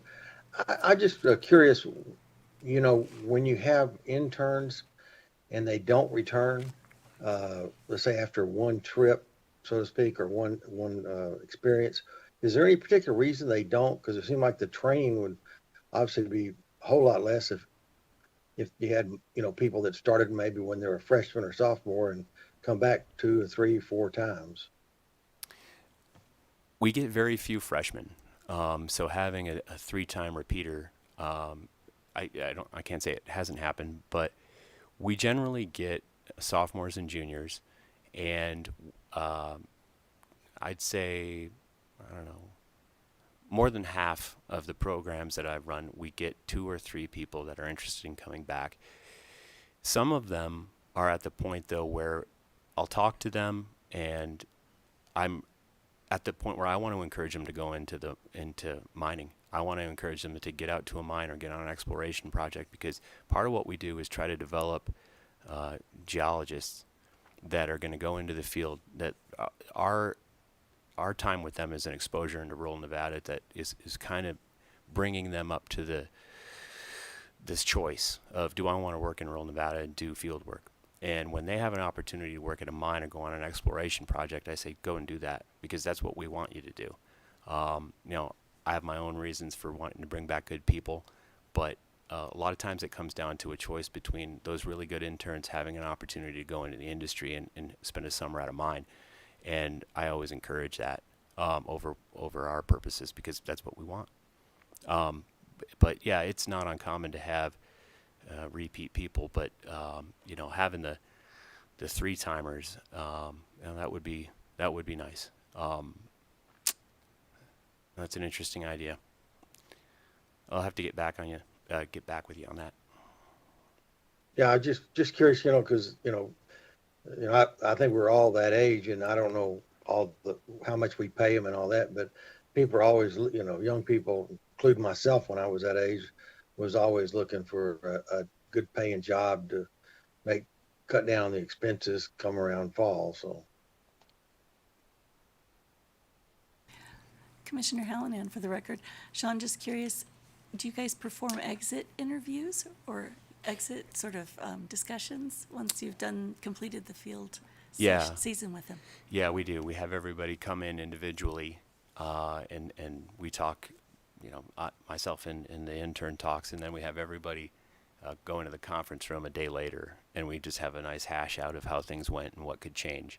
A lot of times it becomes a gripe fest, but there is always there's good nuggets of information that come out of it, in terms of what gear we have, what would be better in terms of the system, and then other things that are just like, guys, come on. But it's always beneficial, and we do that.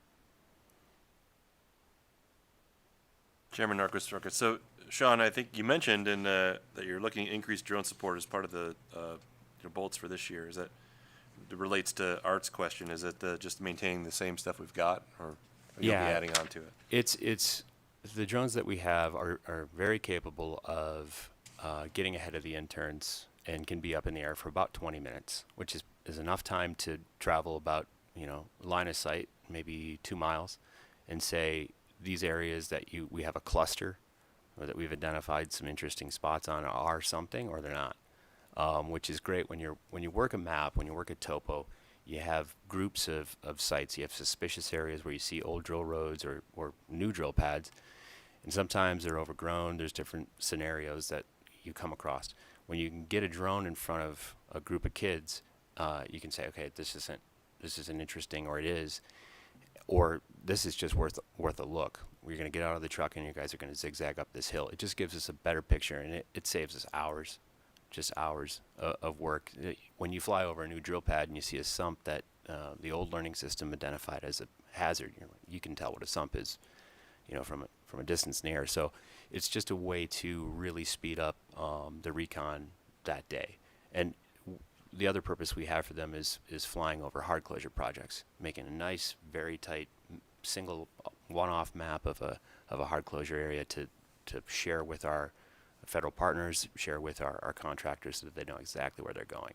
So the increased capacity, the element that Art was alluding to, is we would make the decision to either buy a new drone that had, maybe better imagery capabilities. Maybe it could stay in the air a little longer. But when you're jumping from the scope of work I've talked about to that next level up, which is contributing to learning models, you need a much bigger, much more expensive drone that can carry a payload. And those are just, there's only 3 of us that manage this. You'd have to have a guy out there setting control points. You'd have to have another guy next to the pilot. You'd probably need some increased licensing. And the amount of time we have, I don't even know how we'd schedule that.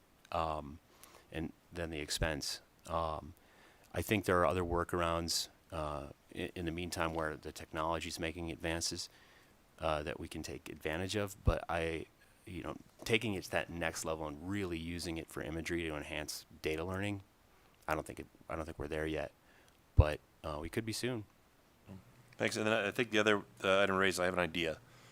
I think Sean and Rob, you guys consider, but either during the first week, training week, or during the last week that the interns are in, set something up so that at least 1 or 2 commissioners maybe can hopefully make it, and to thank them for the work, or to relay the importance of the work if it's the beginning of the season. So maybe a new trend we can start up to be involved. So consider if you'd like to do something on the first week or the last week, and reach out to us, and let's make sure commissioners that at least 1 or 2 of us could attend.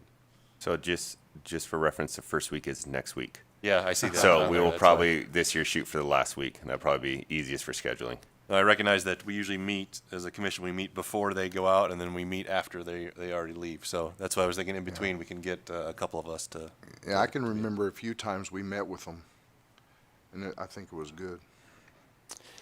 Sean Derby, for the record, we do a end of season barbecue, and that might be a perfect opportunity. It's the first week of August. This year it will be the first week of August. Correct. So I'll send that information out to you guys, and maybe that would be a good opportunity. That sounds great. We can help cook. Great. Maybe. Hey, Sean, this is Commissioner Griffin again. And I'm not volunteering, but my dad owned a fence company, okay, back in Texas, and I worked on his fence company stuff. It's not easy work, especially in South Texas when it's 80% humidity. I can promise you that. And putting the pig rings on are pretty bad, but which is part of my job. But do you have anybody that's experienced? Because it's not as easy as it may appear to put up chain link fence, because I've done it. So everybody out there that have done it before? Only 5-strand barbed wire. Yeah, we focus on it's T-post, and we hook it all together with barbed wire, with heavy gauge barbed wire. We have had some hard closures that are chain link. A few that the operating mines will do those as a mitigation. But yeah, that's difficult work. I think that might be a little bit above the heads of the at least this intern corps, but maybe in the future. Very good. Thanks, Sean. I think for the essence of time, we'll try to trying to wrap this up here in a few minutes so we can have a break before this afternoon. So let's move. Thanks again. Appreciate it. I hope you have a safe and productive summer, team. All right, next up, Rob, is the administrator report that I'm sure you can do briefly. Okay, so with that, Caleb Gage with the Nevada Battery Coalition gave me a reminder. So the governor is having their Critical Mineral Summit. I forget the exact title. I think it's Mineral Elements for Change. It's this August 24th and 25th at UNR. If the commission wants to attend, please let me know and I will register you, because there is a cost to attend this year just to offset the food that is provided. And there is funding aside for commissioner travel and business on that, so we could cover that with the Division of Minerals. So again, August 24th and 25th at UNR, and I will be presenting, I'm not sure on what, but I will be presenting on that, or at that. Tomorrow I'll be heading out to Winnemucca to give an update on the agency, as well as mining to the Subcommittee on Public Lands under the Interim Committee on Natural Resources for the Nevada Legislature.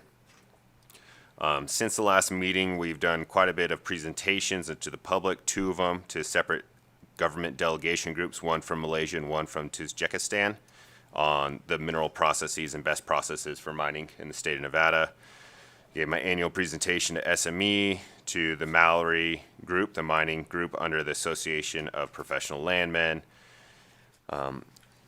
We did a general introduction yesterday. So the Federal Mining Dialogue is a group of federal agencies that have anything to do with abandoned mine work, and they're trying to find and identify some potential case sites in the U.S. And I'm going to be working with them, and gave an update to them yesterday on just kind of what the states have to offer, as well as the National Association of Abandoned Mines. And then the other week, we also attended a U.S. Small Business Administration listening session with the minerals industry, university, some contractors as well, and just general industry needs within the state of Nevada for mining. So that was the first time that's happened, and we found out the reason probably behind that is that position's been vacant for multiple years. So that's why they're trying to reach back out. Next week, I'll be going to Indiana for the annual IMCC meeting. This is a big meeting for IMCC because they actually will be interviewing and hiring a new executive director. So the executive director is retiring. I've been on the interview team, actually leading the interviews, because I want to ensure whoever we hire has something outside of just coal focused. So we have 2 candidates. I think either one of them are going to be fantastic. The hiring process will be with the entire Compact Commission. So they get to sit in front of 50 people and get grilled for an hour, which seems like a fun interview process. Another thing, though, is Carol Shelton submitted awards to IMCC for our education and outreach that the division does, and we actually did win this year through the IMCC, so we'll be receiving an award. I will have Carol give a better presentation on it next commission meeting, so that will be there. Since the last meeting as well, NDOM attended PDAC. We've been to Washington, D.C. Lucia is there currently right now. I was there, met with Department of War, Department of Energy, and Department of Commerce a month or 2 ago. We also hosted 100 people through the National Association of Abandoned Mines in Lake Tahoe for an annual business meeting, but we also held the first ever hard rock inventory training. So all the abandoned mine programs throughout the U.S. has been asking, can we do a training on inventory? Can we do a training on inventory? And so Rick put it together. He did an amazing job, and this is where we actually got some presentations and concepts of this additional AI incorporation. And so since then, Rick's actually been dialing it into a fairly successful. It still all needs to be ground truth at first, but a good process on that. We are down to our final 2 candidates for the natural resource liaison position that we discussed last meeting. So the governor's office did ask us to move forward with that. So we will be hiring somebody here very shortly to fill our last FTE that exists within the agency. And then for a quick BDR update that we discussed at the last meeting, we are still pending, of course, official approval from the governor's office, but we have had meetings on the fee increases on our mining claim fees that were capped out in 1999, I believe is the last time they were updated. The concept of dissolved mineral resource drilling for actual production underneath us, as long as it doesn't consume a water right. The concept of digital mining claims, so when the counties record the claims, to have a requirement for digital claims to be turned into the division, so we could use our GIS capabilities to actually have that publicly available. And then we talked about mine safety and training. We had a lot of great meetings with them on that, and at this point in time, we do not believe it's worth the effort to try to do any merger, but we did identify some things between their statute and our statute that overlap and duplicate efforts, and some abilities to kind of streamline those. So that's what we're pursuing at this point in time. And with that, that is the end of the report. Questions? Questions for Rob? Yeah, Rob, Commissioner Felder, So the new FTE is a natural resource liaison. Can you say a little bit more about that position and what they will be doing? Yep. So this position has been within the agency for a long period of time. It's an unclassified position. The actual title is Chief of Mine Regulation. That is what it's been. Garrett was in this position before, and it's changed a few different hands. And what this person is going to do, and we've had this coordination with the governor's office, as well as I've met with every other natural resource director in the state and discussed it. They're going to try to help facilitate permits on the state side. So the federal permitting process, they have their permitting council, which helps facilitate permits between the states. This is going to be a person where we're going to pick a few projects and work with the proponents to where once there's a completed application, which is one of the biggest hurdles that we've been running into as a state, is then this person will help facilitate between all the permits that are needed with the state and be the coordinating agent, the liaison between all of them to help try to keep everything on time to ensure data and information is being tracked or is being received or requested. Like a lot of times we'll see this where a company will turn in their application, the agency will request comments on certain aspects, but it doesn't reach the right person. And then it sits there for 4 months. And then somebody says, well, why isn't the permit approved? And they said, well, we submitted questions to you at this point in time. So trying to eliminate those unnecessary delays in processing and permitting and try to help identify potentially areas of bottlenecks as well as areas of trying to streamlining stuff without bypassing any of the existing regulations. Just trying to be the liaison between all the different groups. Because right now there's a lot of silo work and we see that as a burden on the state.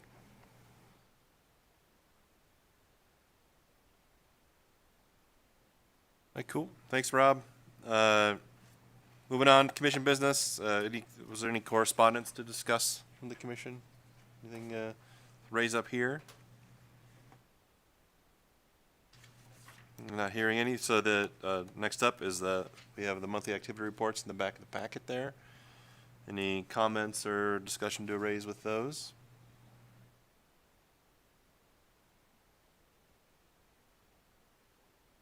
And then last up always is looking forward to our next commission meeting, which I believe is usually mid-August. Yep. So with that, I'm going to request for us to look a little bit sooner for a virtual hearing for notice of intent to adopt 522. So we got those changes back when we received some comments on the certification versus a plat map. And so we believe we're at a good point on this. We need to have at least 30 days before posting the notice and then adoption. So looking at about 40 days from now on a calendar. And what we would do is we do this just virtually. We could have our office as a place if public wants to show up. We doubt there'll be much comment back on it, but that way there's that option. So that would be the week of June 15th would probably be the best time frame if that is available for the commission to do a virtual meeting. And Rob, just to state, this one we would just do focus on the 522. That's it, just the 522. Or if the commission would prefer, we could wait until August to hear it then.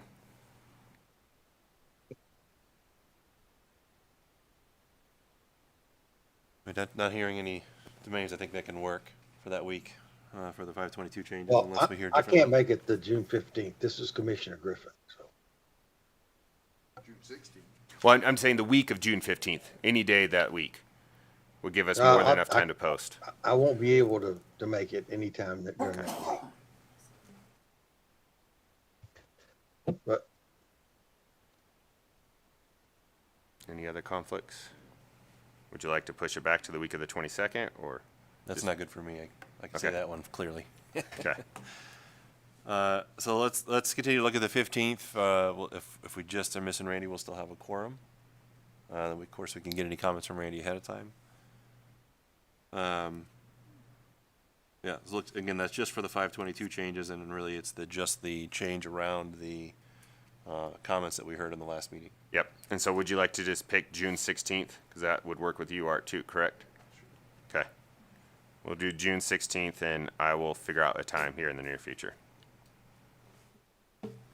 And then we'll still look to schedule the next full commission meeting in August. And with that, this is generally our rural commission meeting, and Mr. Tim Crowley has offered to host. He gave me an open offer to host us at Thacker Pass if we wanted to. So I was thinking Winnemucca would be a great location, and then a tour of Thacker Pass. So with that, I don't have a preferred time frame from Mr. Crowley. So if we could pick a few options, then I could reach out to him and pick a better time that'd work with mine as well.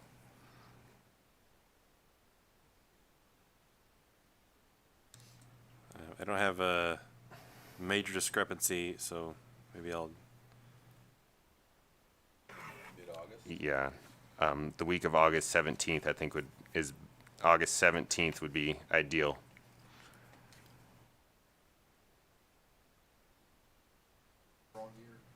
No, Monday, I said just the week of August 17th, so any time of that. So, yeah.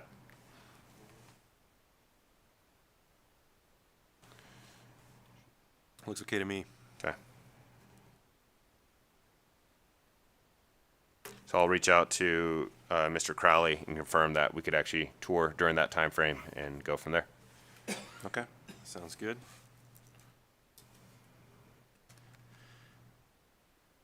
Okay. Last up for comments from the general public.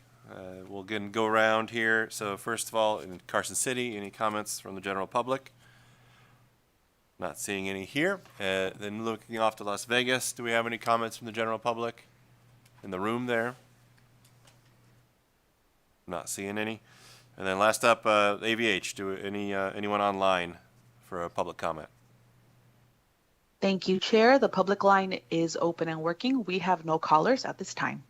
All right. Very good. Lastly is adjournment. Thank you, everyone. We'll talk soon.